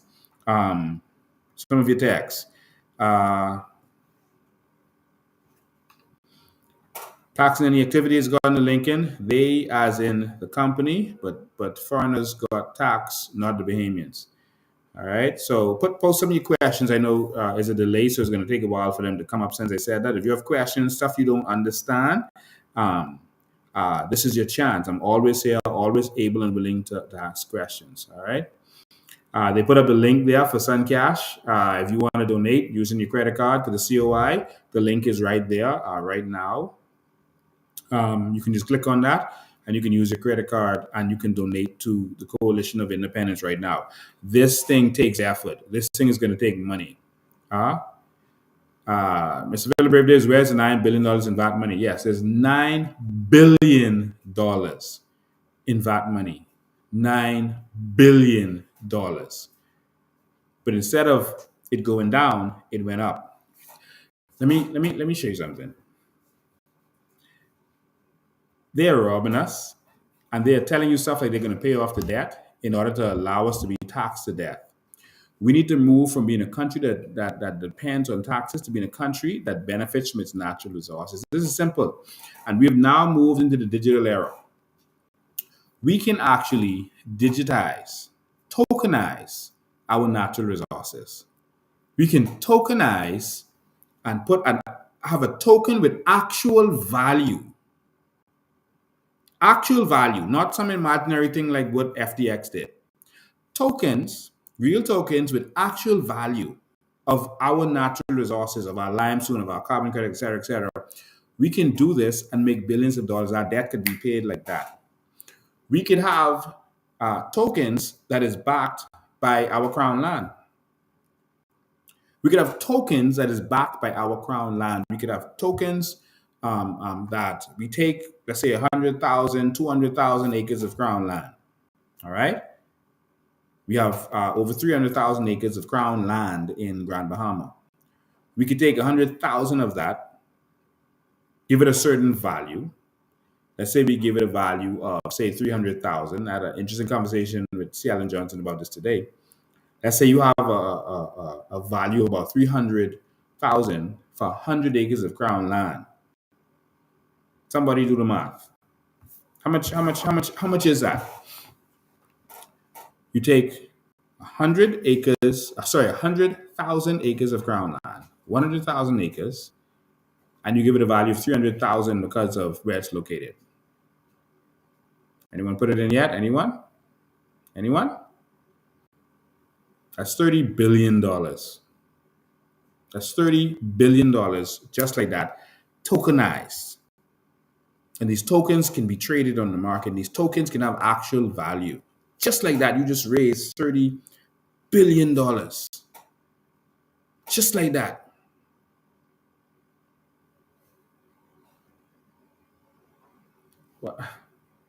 What is our government doing?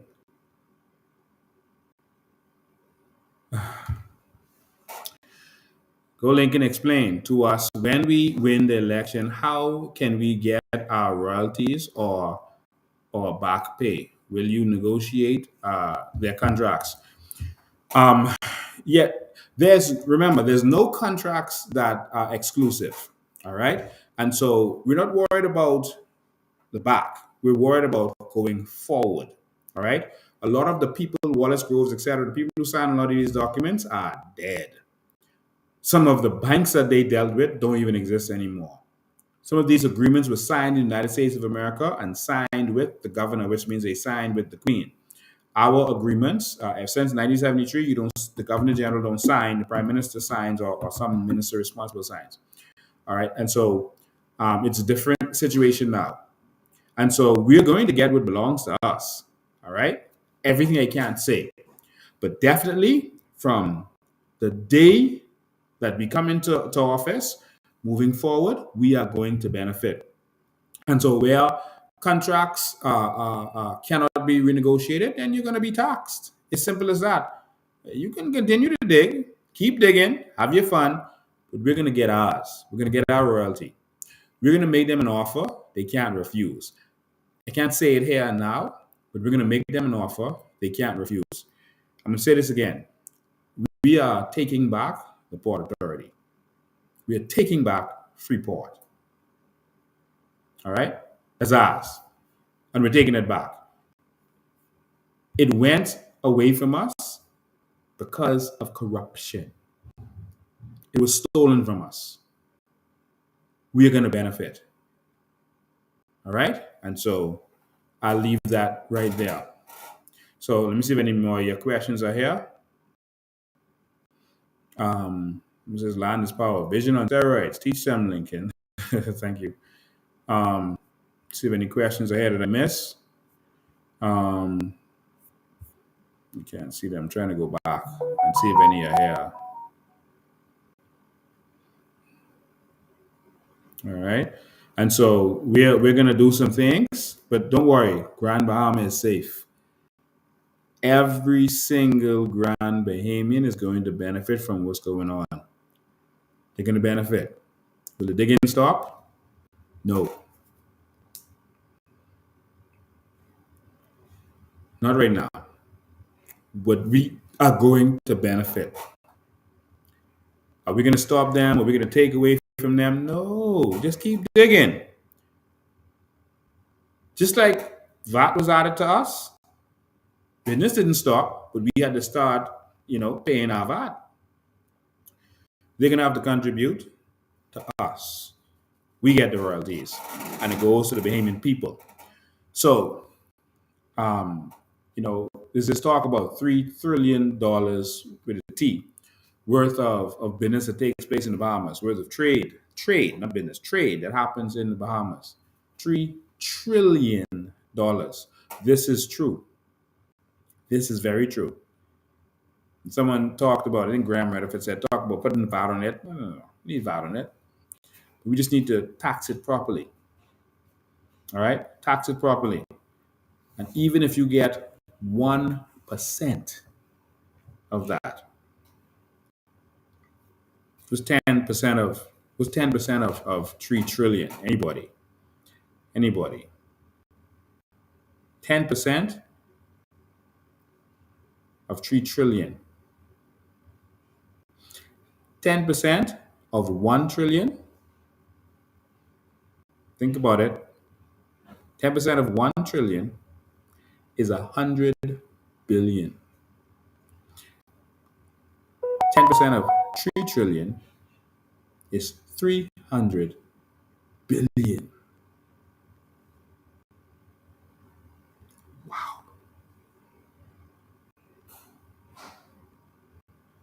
So 1% is 30 billion. Even if you tax it to a point where it won't even affect them, they won't even feel it, where it's only 1%. That's $30 billion coming in just like that. Coming back to the phone lines. Good afternoon, you're live. Yes, Mr. Bain, good evening. I have a question in reference to generational property in Grand Bahama. Yes. Because like you say, the Port Authority came in and got as much land as the government had given to them. Yes. But that land was, a lot of that was generational property. Mm-hmm. What happens to the generations then that had that property before it was good, before Pinland and others. Maurice Moore was one of them. Those lawyers came and write up that agreement for the Port Authority, because I can tell you, my family was a part of it. A lot of our land was taken. Yes. And because our people were older, they trusted Pillin because he was just a new young lawyer, just came out of law school in London. Maurice Moore had a lot to do with it as well. And they came and they fooled the people because they were older. They had the people trusted these young, educated lawyers, the older folks who owned that land. I could tell you, if you Tano Beach and all of that property goes down to Williamstown and all the way up east, Barberry Beach and all of that was generational property. Yes. And all of that was given to the Port Authority. So now, if you bought a house, a Bahamian person buys a house in Freeport, that was our land to begin with. Why are we paying property and the cost of the house? Yeah, what happened in Grand Bahama was a crime of the century. I don't think there's been any bigger crime in world history than what has happened in Grand Bahama to the Grand Bahamian people. So for them to be able to sell land to Grand Bahamians that they were leasing is unheard of. All right, that won't stand up anywhere in the world. That has never happened before. They say you're leasing land, but you're going to sell it. Now, that crime they did of removing our generation property, it should not have happened. It is actually illegal and it should go back. So, generation property is property that was left by the slave masters for the generations of the slaves. And so that was kind of a reparation. I wouldn't say it's complete reparations, but it's a kind of a reparation because they didn't want to have to pay them cash. They even promised the slaves in America 40 acres and a mule as repayment for what they went through. Of course, they never got that. The Indians got theirs because they're willing to stand up and fight, and they're together. The Indians got their land. As you can see, they have reservations that they are kind of outside of the law of America. But our black people is like everywhere we get tricked because they are able to divide us with politics and all of this nonsense. They keep us dumb and they fool us. And so our reparations was that generation property. But what they do to make sure we don't benefit from it is they don't give you title for it. They don't allow you to get title, so you can't use it as collateral, et cetera, or to get a loan, et cetera, et cetera.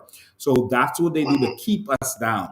They stole our generation property and gave it in some instances to this Grand Bahama situation, this Port Authority situation, and that has to be fixed. We are going to right all of the wrongs as it relates to property that has happened to Bahamian people in this country. There are so many people that we have documents for where they've been wronged. Half Moon Key, all right, that was owned by Bahamians, all right, and they Ingram was one of the biggest criminals in this country's history when it came to land because he would just take the land of black Bahamians like they don't deserve nothing and just give it away to foreigners. That same Hubert Ingram, all right. I repent the day I ever voted in support of that evil man. They like Half Moon Key. It was 440 acres, I think it was. And they took 40 acres of it and just gave it because they know the black people can't sue. There was houses on there, there were buildings on there. They broke down the black people's property and just gave it away to the cruise line. You know, and this has happened to so many black people in our country where land has just been taken and raped and robbed from us. But we are going to right those wrongs.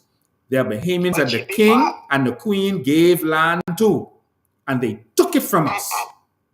And Mr. B, one thing before I let you go, because like you say, where there's no vision, the people perish. Because if our leaders had visions, instead of selling all of our private keys to all of these cruise ship owners, even if they had the sense to lease the islands, at least money would have been coming in to support, like you said, police and schools and hospitals and everything else. But when you have sold it, then you have no control over it. Yes. So I wish to thank you very much for what you're doing. We're following you, the information. It has just been, it's like the Bahamas never existed until you start showing all of this information to the people. The people are now informed and they're ready to move. And we wish to thank you for all of the information that you have provided. We're ready to go. God bless you. See you later. Thank you so much. Merry Christmas. Happy holidays. Merry Christmas to you too. And so there's a lot more information on our website, coalitionofindependence.com. There's all of those documentaries that we brought up before. A lot of them are there. So go there and take advantage of all of that information. A lot of my lives. When you have spare time, if I'm not live on a particular day, go back to my lives and watch those lives. Those lives have documents. They have a lot of information. It's a treasure trove of information. I know it's big, a lot of information, but you got to take the effort.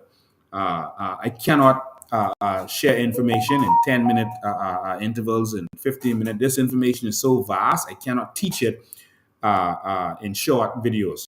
And so my job is to give you the information. And your job is to take from it what you need and go out there into the country, into the highways and byways, and evangelize. We have to prepare to organize. We have to organize ourselves. We have to organize ourselves in every constituency. All right, Grand Bahama, we've just put our executives there. It's important and imperative. I'll start firing people if it don't happen, because this is critical. We have to get this right. Form your branches. 10 people in a constituency. Each of them can reach 10 people. Each of them can reach 10 people. Each of them can reach 10 people, and it can spread out. We have to hit every door right now. A lot of people don't know about us, and the government is fighting us because they don't want this information out there.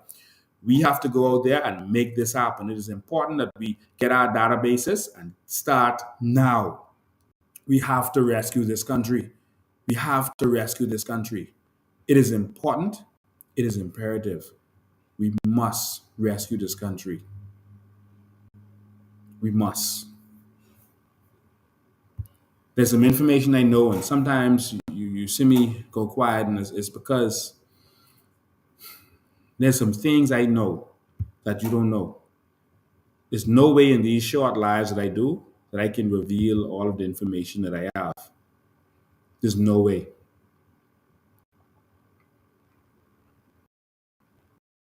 There's things that I know, there's things that I see. Our country is being raped and robbed. Our country is being raped and robbed.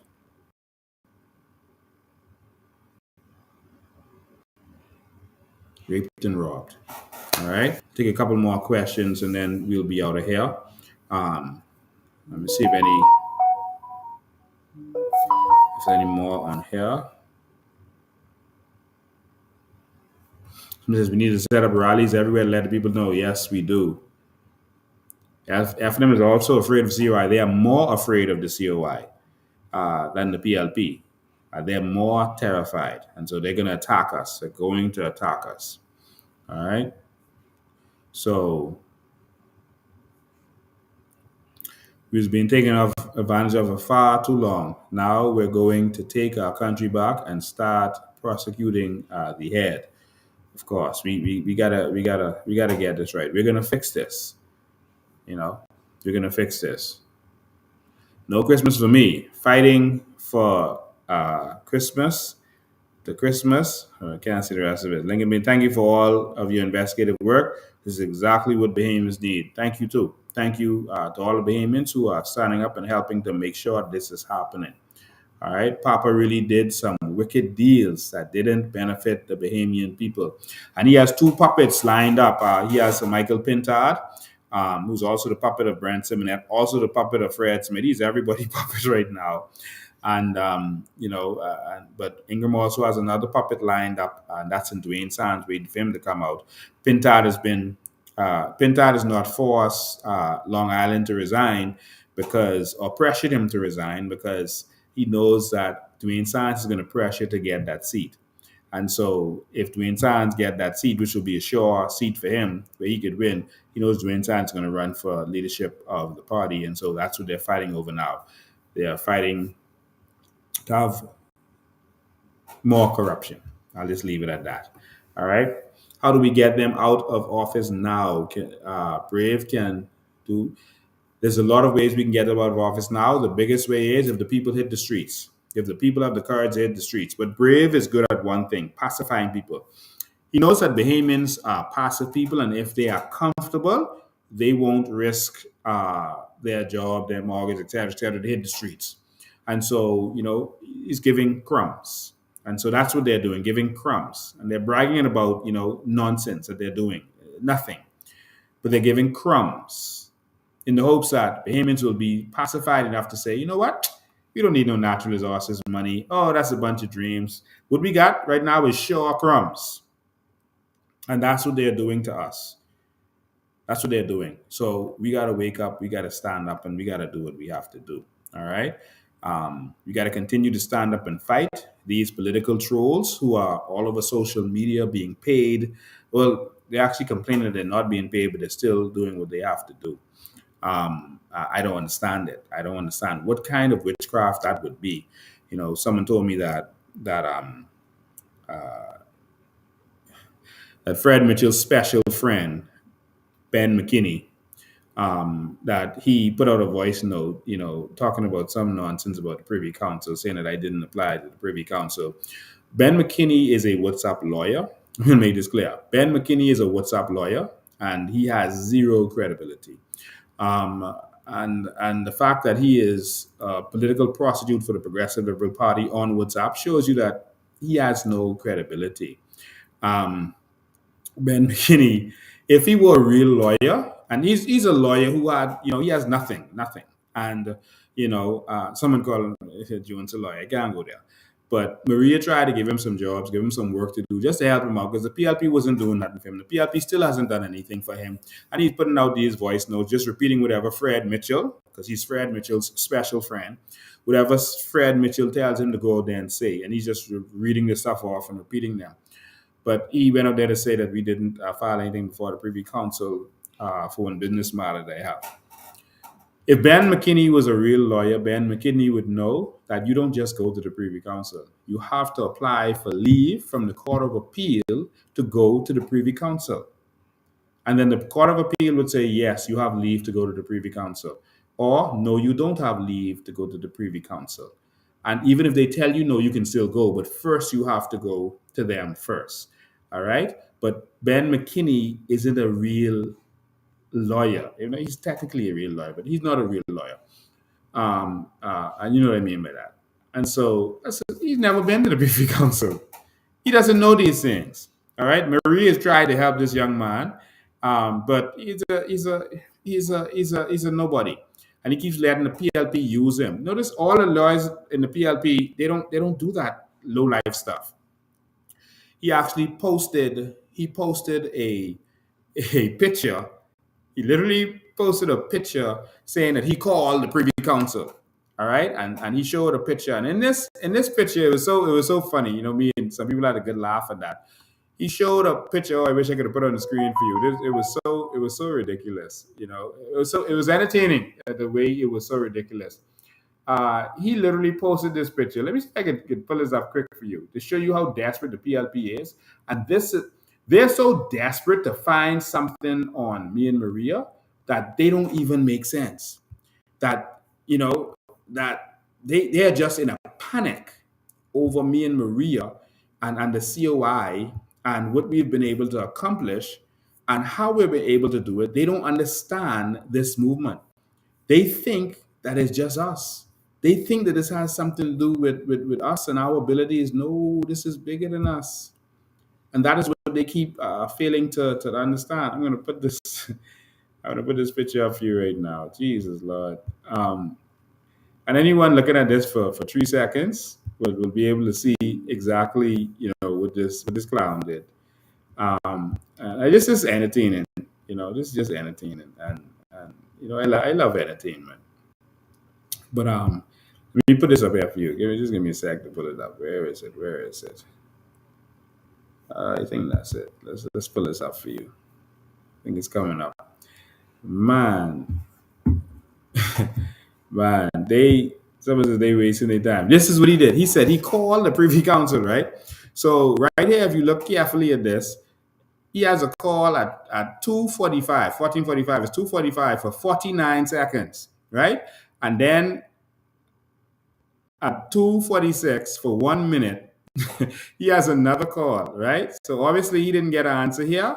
So obviously this is the same period of time he didn't get an answer there.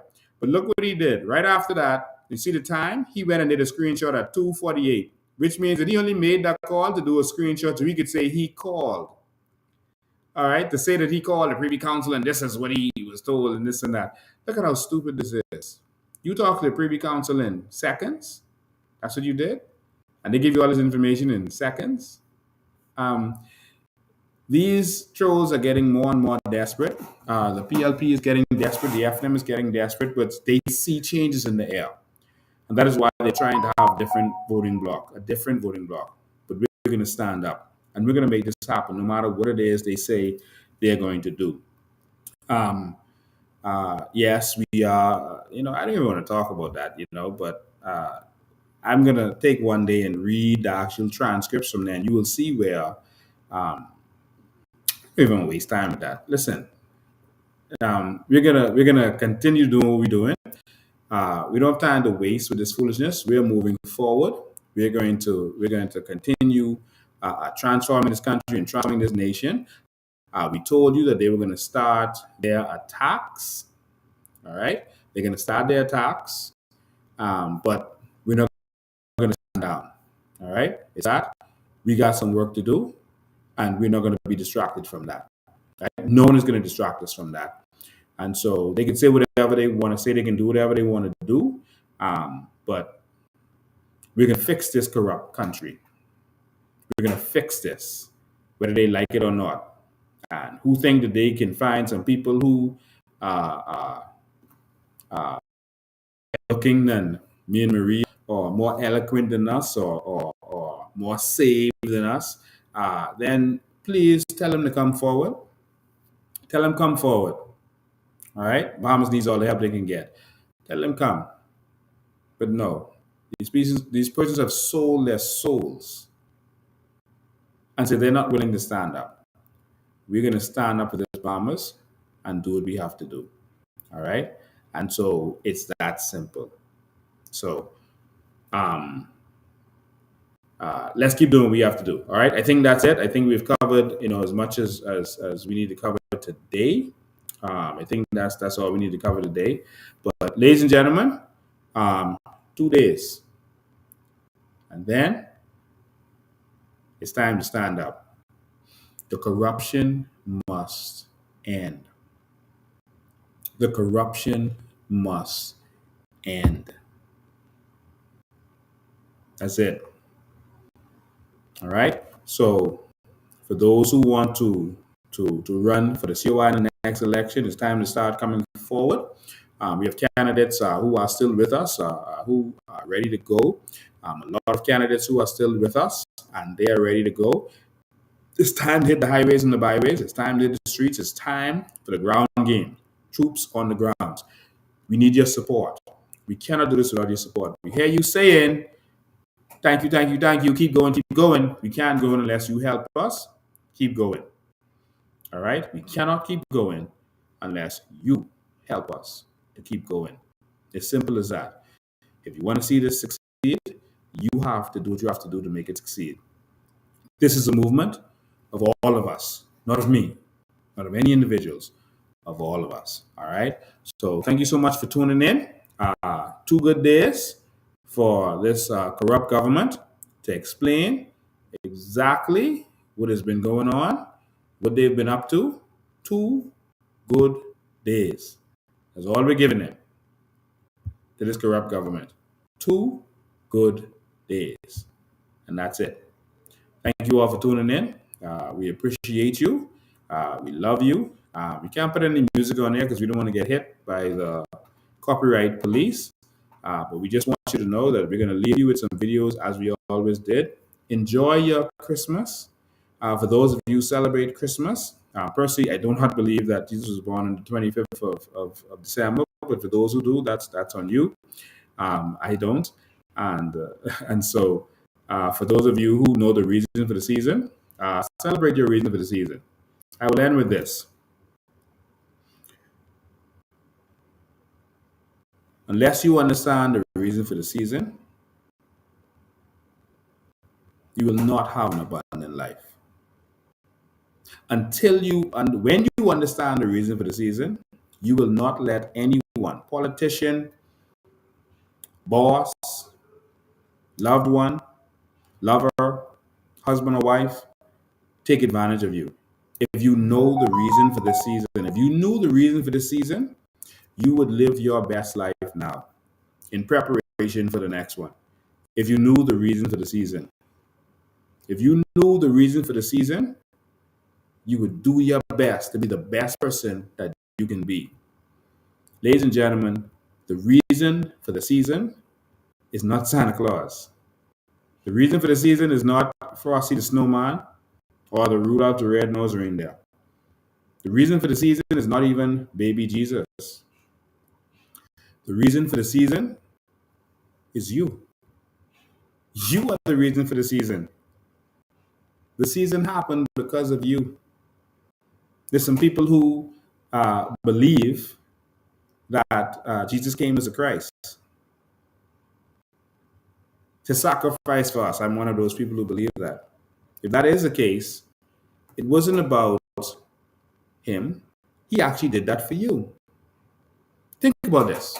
I had a mother who sacrificed everything for me. She would, go and pay my school fee. If someone goes and pays your school fee for you because they want you to get a better education, is that about them who came to pay the price, or is it about you? That's about you, right? So that was about you. If you want to go to college and someone steps up and say, I'm going to pay your college, all I want you to do is live your best life, do what you can do, and pass it on to someone else.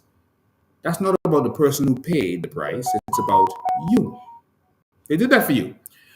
My mother sacrificed and wore the same dress and did all the sacrifice she did to cause me to get an education and be the man I am. It wasn't about her. It was about me. So she wants me to honor her by living the best life that I can be. I say all that to say, the reason for the season is you. A sacrifice was made for you. And so you must honor that sacrifice by being the best person that you can be. Simple? That's it. And so for those who believe in the season, the reason for the season is you. All right? And so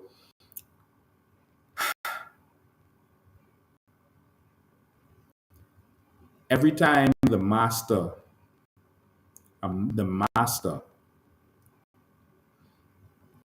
gives to mankind, he gives land.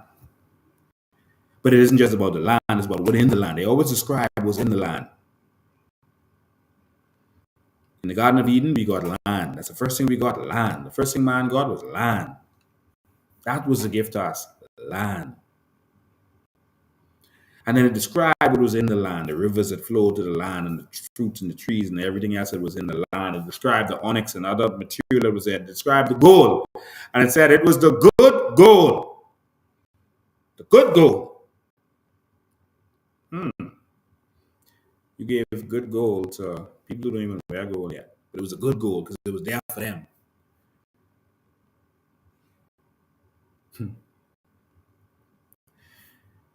And when they went into the promised land,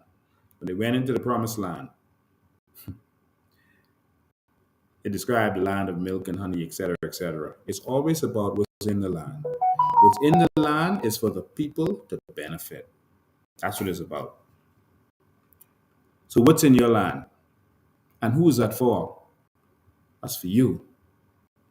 So the reason for the season is you. Someone told me to stop talking about this pagan stuff. Yeah, a lot of what you see in Christmas is pagan, and I don't celebrate. But we're gonna have a government for all people. All right, Christmas trees, that kind of stuff. That's come from pagan stuff. All right, but the reason for the season is you. This is a season of love that we choose. That was season of love. That we should love each other, show love, act differently, be differently. Again, we are opening up a shelter for women, and so we still need some contributions. If you're willing to contribute, please let us know. We want to get some persons in there for the Christmas, so they could have Christmas instead of living in their cars. They could have a place, a roof over their head. So if you have We've already got donations of a fridge, of a hot water heater, a microwave, a fan. If you want to contribute any furniture, we have all the beds that we need. I think in one of them we have about 18 beds already in one location. Another location, we're still getting furniture together for that. But we need front room furniture. So if you have any front room furniture, even if we got to redo it, please let us know. We want to really help some people out there. All right. So please, if you're able to, please assist in any way you can. That's with funds. That's with whatever it is that you could help with. So again, front room furniture, etc. If you can assist, ductless air conditions. If you can afford that, that would also help them. All right. We want to make a change that's lasting. All right. And that's what we want to do. All right. Thank you for being here. Thank you for all of your support. Thank all of you that supported us over the year. I'm going to try to do a year in review, probably on the 2nd after this season. But we got to take a little, break from all that. Now, in 2 days, if they don't do what they have to do, then war start. But Brave, do what you got to do, yeah? Because winter is coming. And an army is coming. That's all I got to say. Ladies and gentlemen, thank you all for tuning in. I'm going to leave you all with some videos. Again, if you want to support, please give us a call and let us know that you want to assist in whatever way you can. This country is going to change, and that change is going to come through you. Thank you, and see you next time. Maybe later this week. If not, we'll see you in the new year. Thank you. A lot of people wonder how Dubai became a very big, famous, and rich city. You see, if you're comparing with Nigeria, listen to this. Nigeria has oil before than Dubai. It's a history. They are more rich than us. They have agriculture, they have mining, they have everything. You name it, they have it. Am I right or wrong? When you have a true leadership, which we have nothing, but we have everything because we have the right leadership. That's the only thing you need, a right leader for your country, not corruption. That's what brings your country at the top. You don't need anything. We want water, we don't have agriculture, we don't have mining. That's quite interesting. And that's Sheikh Mohammed. Number one, he doesn't know number two, he needs only number one. He says, I don't know, there's no number two in my book. Only number one. I hear he doesn't ride in a convoy. I don't know how you did this in 50 years. You look at history. Who does this? Show me anybody else that has done this in 50 years. I'm waiting. Show them to me. This wasn't done by money. Money doesn't produce visions. Visions produce money. You've had leadership over here that were visionaries, great visionaries, and their vision was more about the people than the money, because you can't accomplish this in 50 years without loving your people first, because the people are the ones that's benefiting from this. Look at your health care. Look at your road system. Look at your highway system. Look at your airports. Who does this in 50 years? But who benefits? You're going to care about those people. It's something to be learned about. Ladies and gentlemen, see you next time. Remember, change ain't coming, change is here. Enjoy.